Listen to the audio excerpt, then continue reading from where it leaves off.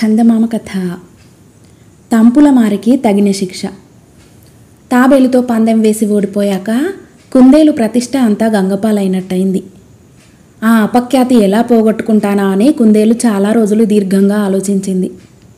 ఇదే ఆలోచనతో ఒకనాడు కుందేలు ఒక దుంగ మీద కూర్చొని ఆలోచిస్తుండగా ఒక ఉపాయం తట్టింది. కుందేలు దుంగ మీద నుంచి చివాళ్ళ లేచి నిలబడి, తస్సదియ్య, మళ్ళీ ఒకసారి నక్కకు బుద్ధి చెప్పి పోయిన కీర్తి అంతా తిరిగి సంపాదిస్తాను అని పెద్దగా అరిచింది.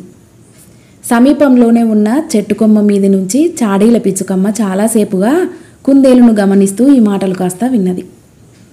తాబేలు మీద ఓడాక కుందేలు పిచ్చుకమ్మకు కూడా లోకువే అయింది. నక్కబావుతో చెబుతాలే అని పిచ్చుకమ్మ కొమ్మ మీద నాట్యం చేసి తుర్రునే ఎగిరిపోయింది. కుందేలుకు మతిపోయినట్టయింది.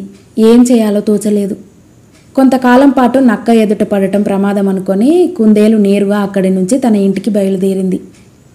కుందేలు ఎంతో దూరం వెళ్ళకముందే నక్క ఎదురుగా వస్తూ కనిపించింది.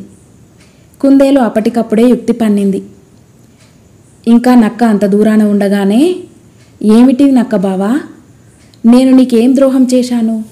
నన్ను నా వాళ్లను నాశనం చేస్తానని అందరితోనూ అంటున్నావటగా, మన స్నేహం ఎప్పటి నుంచి అయిపోయింది అని రోషంగా అడిగింది. నక్కకు చాలా కోపం వచ్చి, ఇదంతా నీతో అన్నవారెవరు అని అడిగింది. ఎవరు చెబితే ఏంలే, పిచ్చుకమ్మ అన్నది. నాకు మండిపోయింది. చెప్పవద్దు, ఆ కోపంలో నీ మీద ఏమేమిటో అనేశాను. ఇంకా నయం, నువ్వక్కడ లేవు, ఉంటే చాలా బాధపడేవాడు అన్నమాట అన్నది కుందేలు. ఆ పిచ్చుకమ్మ పని పట్టిస్తానుండు అంటూ నక్క ముందుకు సాగిపోయింది. కొంత దూరం వెళ్ళాక దారి పక్కనున్న పొద మీద నుంచి, నక్కబావా, ఓ నక్కబావా, ఎక్కడికి పోతున్నావు నక్కబావా అని పిచ్చుకమ్మ పిలుపు వినిపించింది. నక్క పిచ్చుకమ్మ మాటలు వినిపించుకోకుండా ముందుకు సాగింది. నక్కబావా, ఓ నక్కబావా, ఒక మాట వినిపో నక్కబావా అన్నది పిచ్చుక మళ్ళీ. నక్క అప్పటికీ వినిపించుకోక కొంత దూరం వెళ్ళి నిద్రపోతున్నట్టుగా పడుకున్నది. పిచ్చుక ఎదురుగా వాలి, నీకో రహస్యం చెప్పాలి నక్కబావా అన్నది. నీ మాట కొంచెమైనా వినిపించటం లేదు, దగ్గరికి వచ్చి చెప్పు అన్నది నక్క. పిచ్చుకమ్మ ఎగిరి నక్క తోక మీద వాలింది. ఇంకొంచెం దగ్గరికి రా అన్నది నక్క. పిచ్చుకమ్మ నక్క నడుం మీదికి దూకి, అది కాదు నక్కబావా అన్నది. ఇంకా దగ్గరికి రావాలి అన్నది నక్క. పిచ్చుకమ్మ నక్క పొట్ట మీదికి గెంతి, చూడు నక్కబావా అన్నది.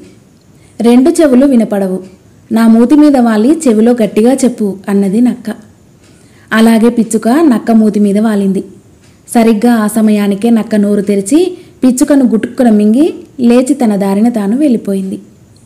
కథ సమాప్తం.